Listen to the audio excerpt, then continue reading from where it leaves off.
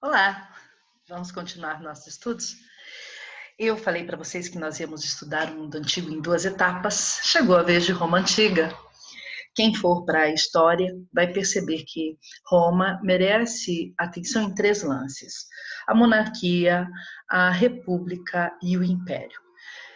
Entretanto, para as artes, o momento mais fecundo, os momentos, são da república e do império, porque a monarquia, ainda que nós tenhamos ali 7 monarcas e 3 deles sejam etruscos, o que é importante porque nós teremos um legado da Etrúria muito bonito em termos arquitetônicos, aliás, 2 elementos, o arco de plena cintra, o tradicional, né?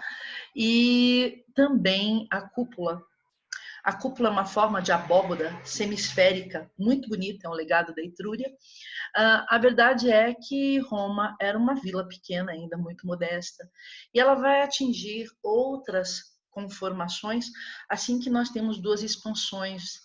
A primeira é efetivamente dentro da Península Itálica, essa conquista de toda a Península Itálica, e depois a conquista do Mediterrâneo, que todo mundo lembra muito do Mare Nostrum, porque ali os cartagineses mandavam, mas de repente os romanos vão buscar o que é seu. Então, na história, vocês deem muita atenção a tudo isso.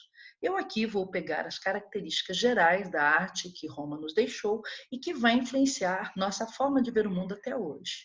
Não é uma mera cópia do mundo grego, posto já a haver ali povoações e ainda vai agregar valores. Mas eu gosto muito de ir para slides porque as imagens, elas falam por si só. Então nós vamos aqui compartilhar um slide que vai falar de Roma antiga, muito lindo, e nós vamos fazer uma viagem através do conhecimento por um tempo distante. Quando a gente fala tempo distante, então as pessoas ficam assim: quanto tempo, Sandra? Olha, o fenômeno de Roma vai aí por volta de 800, 700 antes de Cristo até 476. Essa marca 476 é específica, porque é a hora que os godos dominam Roma e nós vamos ter a queda do Império Romano do Ocidente, para depois se levantar o Império Romano do Oriente, que é um outro papo que nós vamos ver na cultura bizantina. Mas é imprescindível que da antiguidade clássica algumas coisas fiquem afixadas para vocês. A primeira é esse sincretismo cultural entre elementos da Etrúria, porque vocês vão falar assim, quem vivia ali, né? Roma, qual é a região de Roma? É o Látio. Quem vivia ali? Latinos, sabinos, um pouquinho de italiota e depois essa influência da Etrúria, que chegou depois mesmo. E então ali já tem uma conformidade cultural. E depois os gregos. Os gregos vêm em dois lances para a Península Itálica, nós sabemos que eles tiveram duas diásporas e vão sim trazer muitos elementos arquitetônicos, religiosos. A percepção grega ela vai se expandir. Agora, vai expandir e vai dominar? Não, porque a cultura local é proeminente. E essa cultura local ela é dada à função e à realidade. Já os gregos são dados à estética e à idealização. Aí você fala, mas como assim? Olha, vamos pensar duas palavras. Eu gosto muito de fazer essas oposições. Urbis, do romano, e polis, do grego. Vocês percebem como polis é uma noção abstrata da cidade, enquanto urbis efetivamente vai traduzir esse sentido de infraestrutura? Então, quando nós falamos da arquitetura romana, ela vai ser monumental e muitas vezes com função. Então, eu vou ter um templo? Tem uma função religiosa? Ótimo, ok. Para no templo? De jeito nenhum. Grécia, você tem uma ágora, um espaço aberto, você tem um templo, você tem um teatro. Aqui, olha só, primeira coisa, Romano quer pensar em estrada. Então, há vias para vários lugares. São calçadas, percebe? A ponto de você conseguir desempenhar uma boa velocidade com bigas.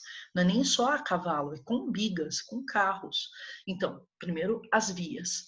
Segundo, outra coisa que eles têm muito, vocês sabem que eles têm uma estrutura dividida, então você vai ter lá plebeu, patrício, não é assim?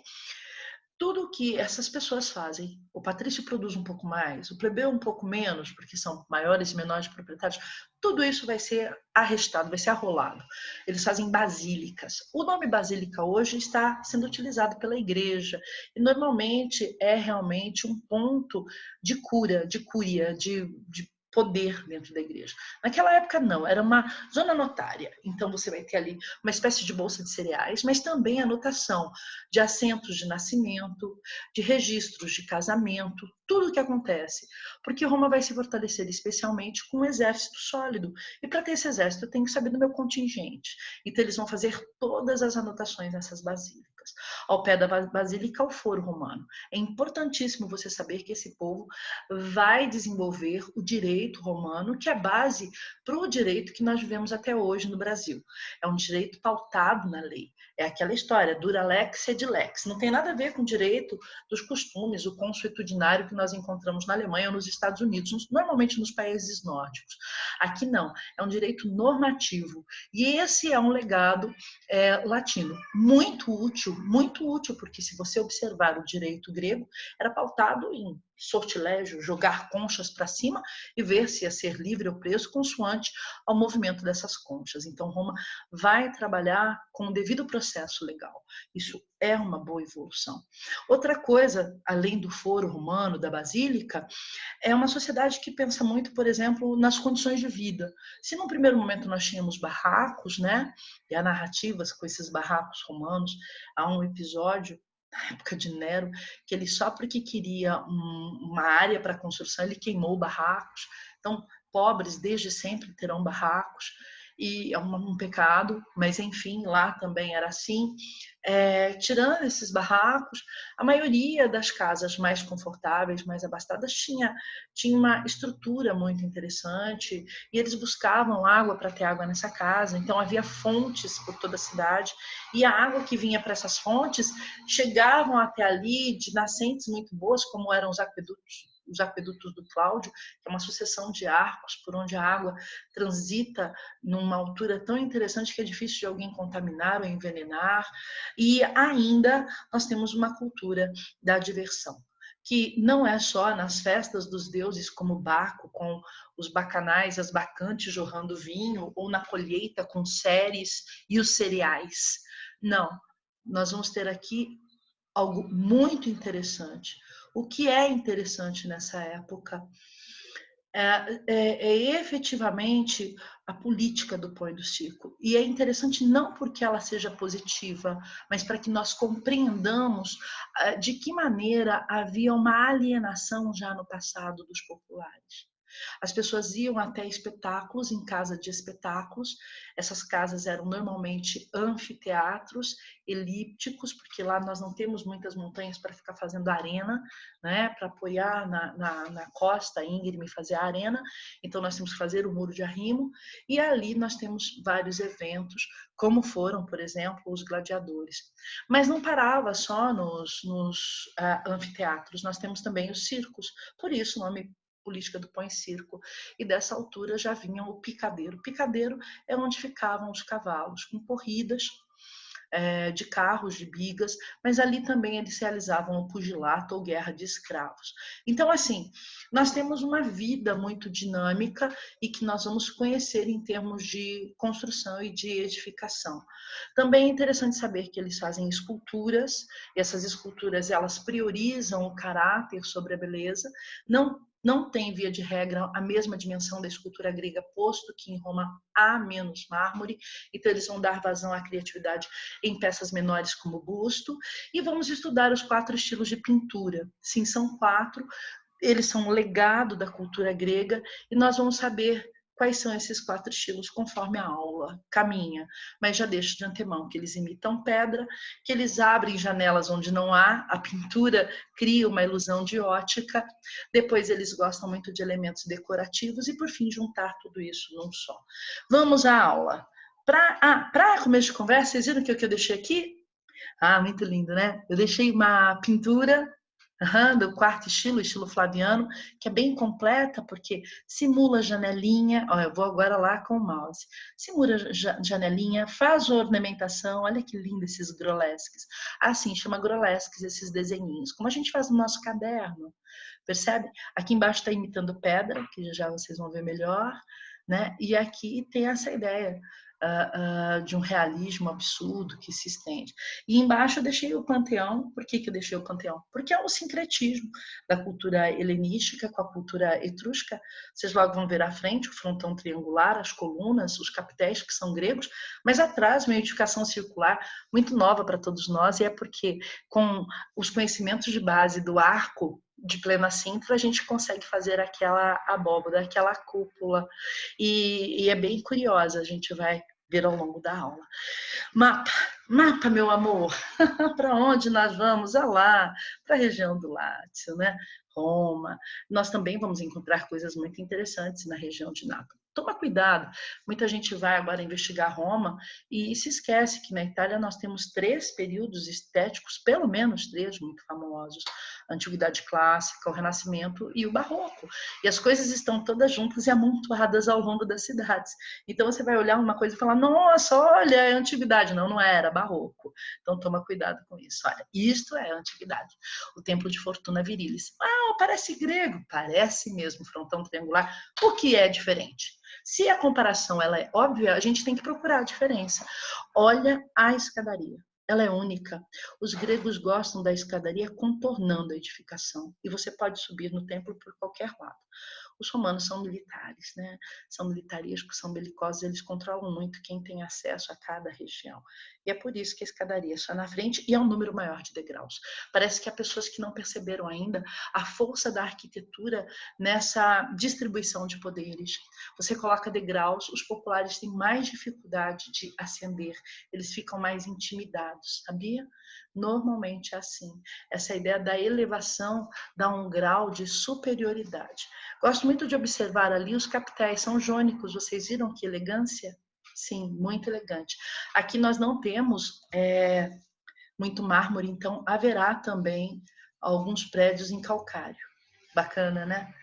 Agora, uma casa romana, não de rico. Gente, não de pobre, só de rico. Por favor, as pessoas acham que todo mundo morava assim. Olha, quem é que tem uma casa dessas hoje? Pensa, quem é que teria condições de fazer hoje esse emparedamento com essas colunas? Vocês acham que ia ser difícil, diferente naquela época? Então a casa normalmente era retangular e eles faziam um telhado só no contorno, percebe? Às vezes tem ali mais um lado e faz um corredor, então temos aí alguma privacidade. Vejam como do que é feito, né? Nós temos pedra e nós temos tijolos. Os tijolos nós chamamos adobe. É adobe. O adobe aqui é cozido, é terracota.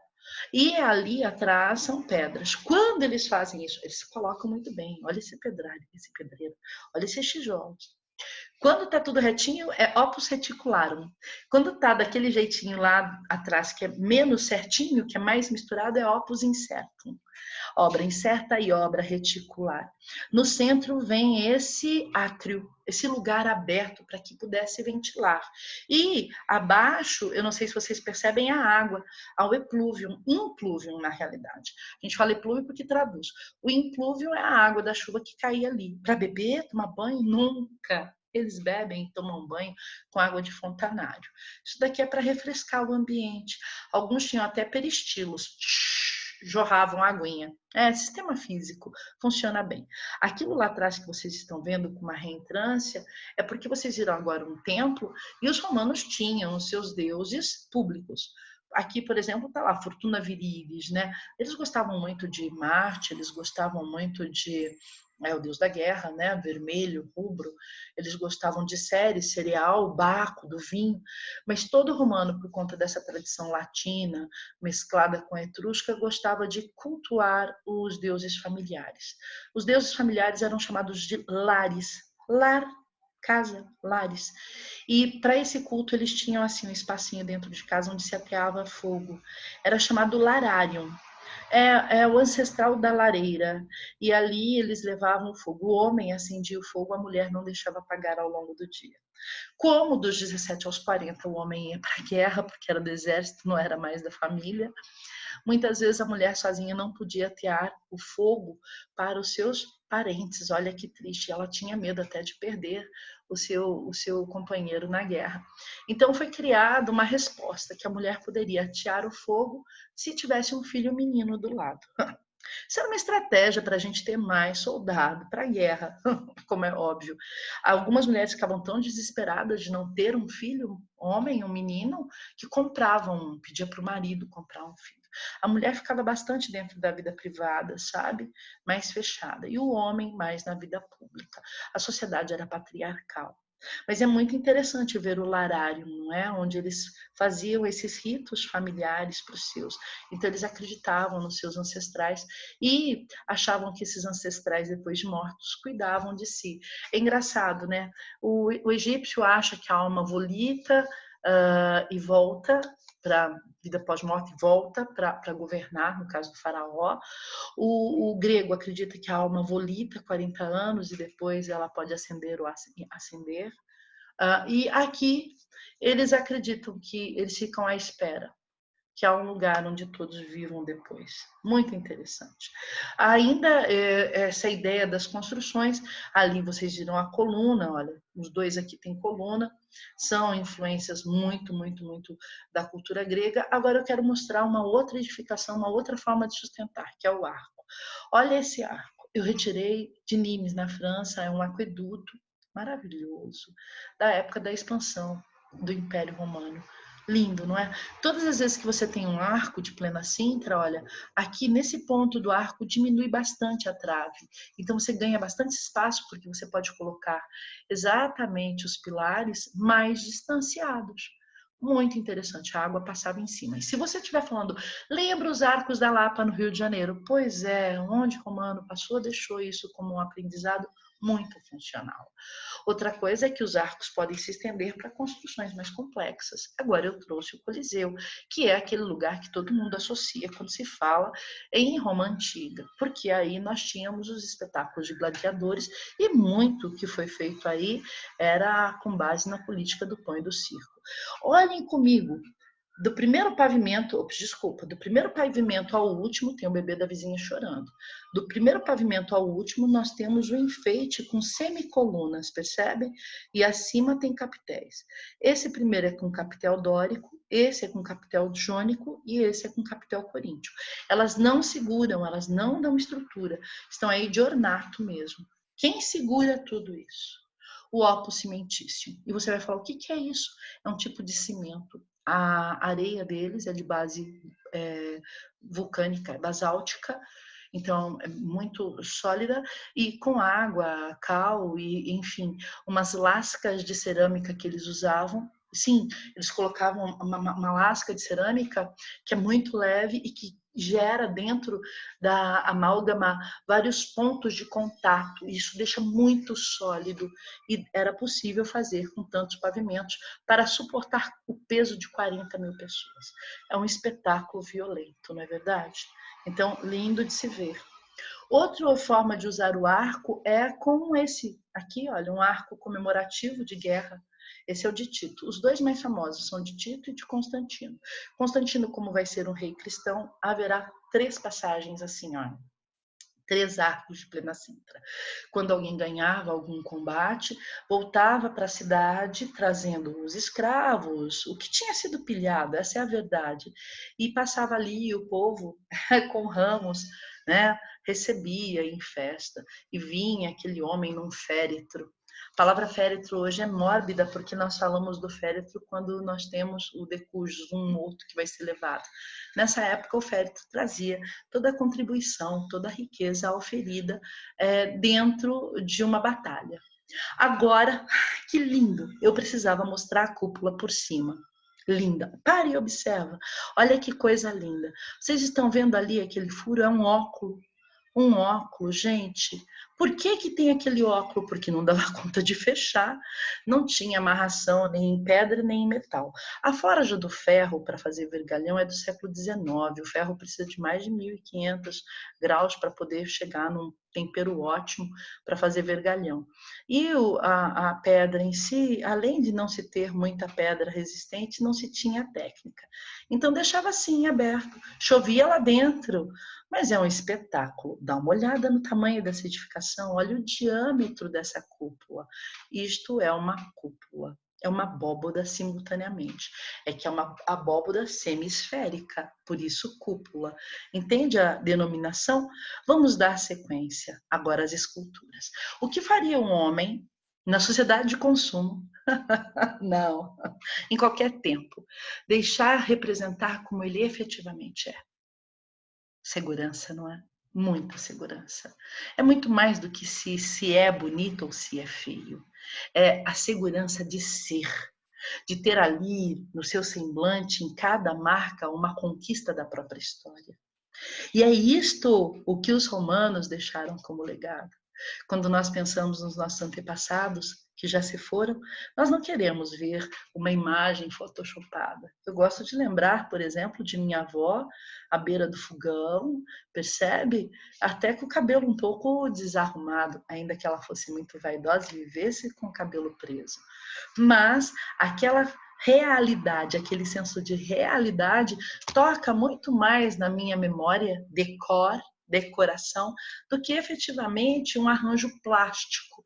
Então, os romanos, quando eles tinham a oportunidade de fazer um retrato, não era qualquer homem que tinha condições de mandar fazer isso, né, gente? É um retrato e é um patrício, um grande proprietário. Ele queria mostrar toda a sua sabedoria, toda a sua conquista, e o rosto demonstra isso. Imagina quando chegavam a essa idade. Vejam lá, a maçã do rosto já funda, porque os dentes já lhe foram embora, não é? Então, bem funda. A boca é um pouquinho projetada para dentro, para fora, assim, ia para dizer que ele era um bom orador. O nariz marcante, isso é biotipo, olho amendoado, também é biotipo, o tecido lhe cai e ele está calvo. É maravilhoso esse homem, dá a sensação que você está diante de um sábio, e provavelmente tenha sido. E é por isso que ele quis ser representado assim. Isso não quer dizer que nós não tivéssemos assim uns corpanzis. E o exército romano, a gente faz o quê?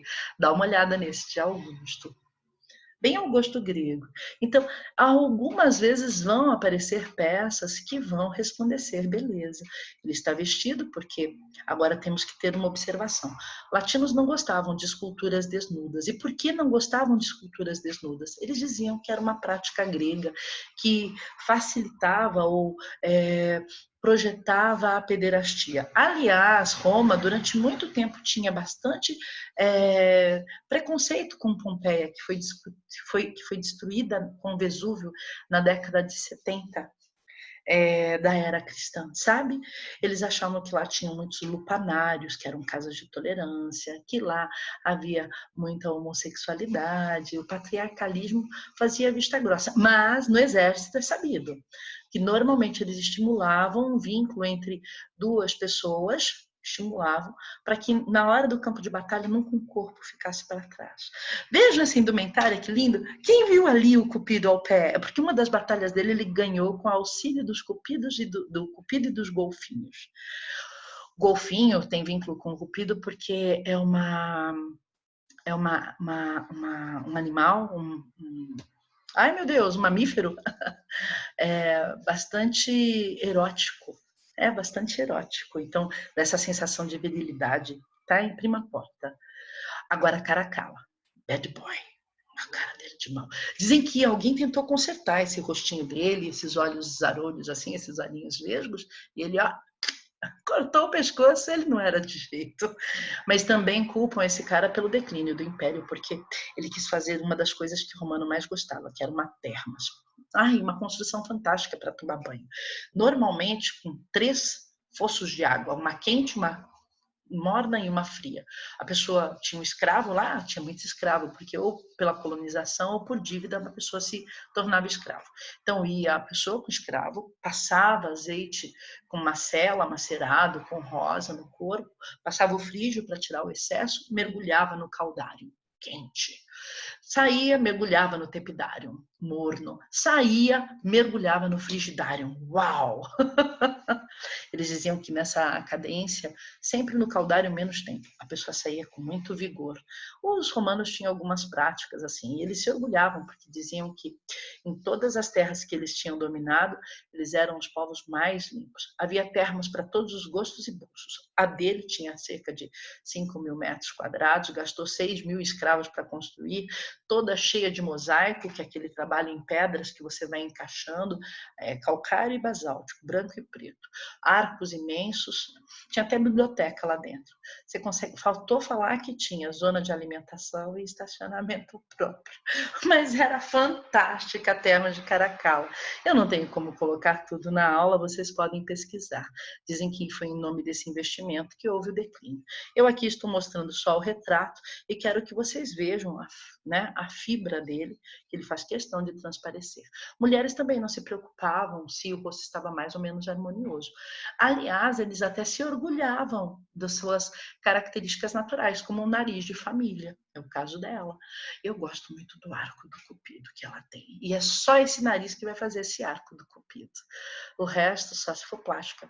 Se você ainda eleva, faz um corte aqui assim e mata o arco do cupido. Já viram? A pessoa às vezes quer diminuir o nariz e aí para diminuir faça um corte aqui e o arquinho do cupido perde um pouco. Aqui não, aqui nós temos efetivamente tudo muito natural. Gosto também como ela penteia os cabelos para frente, né? Efetivamente muito bonita, Flaviano. Agora a pintura. 4 estilos, você vai ter que decorar eles 4. O primeiro deles, nome antigo mesmo, era cantaria, ou cantaria, porque é abundante a sonorização. Nós chamamos de incrustação, porque é para simular que eu coloquei uma pedra na parede. Eu não tenho mármore, eu trabalhei com adobe, eu fiz aquela opus incertum, quero dar uma disfarçada, aquelas pedrinhas todas irregulares, eu passo a argamassa e pinto como se fosse pedra. Meus alunos olham e falam, não enganou ninguém. Eu posso fazer o quê, né? Gosto de época. Eu também vou, às vezes, em alguns lugares que falam, olha o porcelanato que imita mármore, e eu olho e penso, não enganou ninguém, porque mármore é mármore. Ou então fala, olha a minha cerâmica que imita madeira, e eu penso, não enganou ninguém. Você tem que pensar que essa obra é de 200 anos antes de Cristo, está muito bem conservada, provavelmente tivesse um aspecto mais fiel à realidade, e que ali tinha, por exemplo, com essas manchas todas, uma imitação de alguma coisa como granito, gainás, e aqui o mármore vermelho, o mármore branco, enfim, faziam assim, imitando pedra. O segundo estilo, o nome dele é arquitetônico, mas eu quero que vocês olhem essa sala. É a sala dos mistérios a que mais cai em concursos. O ambiente era pequeno, fechado, eu quero um pouco mais, faço um entablamento e coloco um monte de gente festejando ali atrás. Fantástico, né? O que o arquitetônico faz? Ele amplia espaços, de uma maneira ou de outra, ou colocando um jardim no ambiente fechado, ou colocando uma janela que dá para ver uma edificação, ele vai ampliar. Esta é a pintura mais convencional. A saber, eles adoram o vermelho, porque faz menção à Marte e à vitalidade. Olha, um cubículo, isso era de um lupanário, um prostíbulo, um bosco reale. É muito interessante vocês observarem desde o piso, eu adoro os mosaicos deles. Normalmente, quando a gente julga com base em comparativa. Então, o mosaico romano não é considerado um mosaico muito elaborado. Ele é inferior ao grego, porque tem menos cores, as pedras são menos coloridas, e também são maiores, o corte delas são maiores, e inferior ao bizantino, porque o bizantino vai fazer com vidro, então o bizantino brilha, entende? A lapidação do vidro. E aqui são foscos. Eu, particularmente, gosto muito dos padrões geométricos que eles usam, então, enfim, mas isso é particularidade minha. Quando nós pensamos em concurso e em provas, não é um mosaico que se considera assim elaborado. Agora, tudo que nós vamos ver de calçada na Espanha, em Portugal, a calçada portuguesa, né, que depois veio para o Brasil, e a gente tem em Copacabana, e temos em São Paulo, é um legado do mosaico romano. com esses desenhos todos. Enfim, aquela janela não existia, tá, pessoal? Ela foi aberta quando do achamento desse cubículo. Vocês podem ver que os ferros foram colocados ali como no improviso. Toda a sala, como era fechada, sufocava. Eles fizeram essas pinturas para dar a sensação de que nós podíamos ver o céu. Olha aqui na lateral, eu não sei se vocês vão ver, vou me colocar aqui para o outro cantinho. Olha aqui nessa lateral, que graça! O céu azul e um templo redondo, né? Esses templos redondos são templos de Hera. Se alguém me perguntar se eles sabiam perspectiva, por favor, não sabiam perspectiva, tá, pessoal? Perspectiva é característica do afresco e da pintura do Renascimento. Aqui é só mero escorço, ou seja, uma tridimensão, uma profundidade. Muito bem feita, mas uma tridimensão, uma profundidade. Agora o terceiro estilo, é chamado ornato, porque enfeita. Onde está enfeitando? Ah, gente, veja essas voltinhas aqui, são chamadas grolesques. Veja esse border aqui, é chamado border, ou contorno. Então, eles gostavam de ir na parede, algo muito simples, suave, muito suave, não é? Perto dos outros, que você fazia até corpos, pessoas dançando, isso é muito suave. Um ligeiro ornato. Sandra, como é que fala? Grolesques. Grolesques. Todos os povos têm alguns desenhinhos, né? Você vai ver no Oriente que eles têm os caxemires, você vai ver entre os mouriscos que tem efetivamente a rama mourisca, né? E aqui você vai ter o grolesque. E o último, eu deixei aqui algo, porque normalmente os alunos nessa hora têm um furdunço na sala que eles falam, como não tem perspectiva ainda do estilo arquitetônico. Então, eu deixei essa peça para que todo mundo pudesse olhar. É, para mim, uma das peças de pintura latina mais bonita. Simplesmente porque eu gosto da sensibilidade de um pintor que pega uma rama com frutas e mostra da fruta mais madura até a mais verde, percebe? Com folhas. Então, tem um olhar ali científico muito grande. Mas o que eu queria mostrar? Olha a escada, não tem conhecimento de perspectiva. Nós temos uma tentativa, um ensejo. Isso é escorço, escorço. E evidencia ainda na água e no vidro, que ele se esforça muito para fazer a textura e fica lindo. Não estou aqui para discutir isso, mas que não é efetivamente o conhecimento cabal de perspectiva. Isso vem com Paulo Cello, Masaccio e com Ghiberti. Isso é mais tarde. E o último, que é o estilo flaviano ou intricato, porque a gente vai misturar tudo. Era aquele que estava lá no início da nossa aula, e eu quero que vocês vejam. Abaixo tem o simulacro de pedra, aí o simulacro de janelas, olha, dá até para ver a vida alheia, né?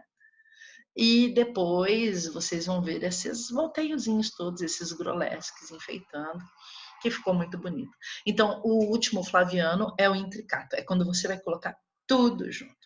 Para fechar esse encontro, eu não poderia deixar de colocar um mosaico, né? Aí você vai falar, que lindo, eu sei que você vai falar isso, e eu vou falar, é mesmo. Esse está em Portugal, em Conímbria, olha que lindo.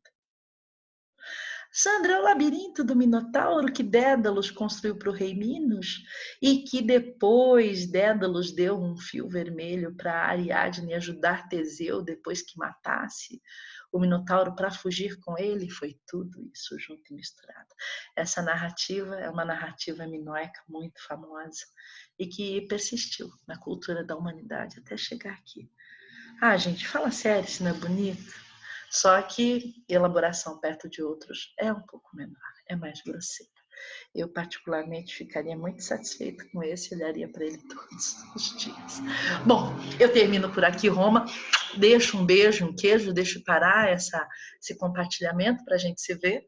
Foi muito bom estar com vocês. Eu espero que tenha ficado alguma coisa no coração, né? Porque Roma a latinidade é para o coração, para a gente aprender com amor. É sempre muito bom e depois a gente volta. Eu vou deixar aí outras gravações para vocês irem desfrutando esse período.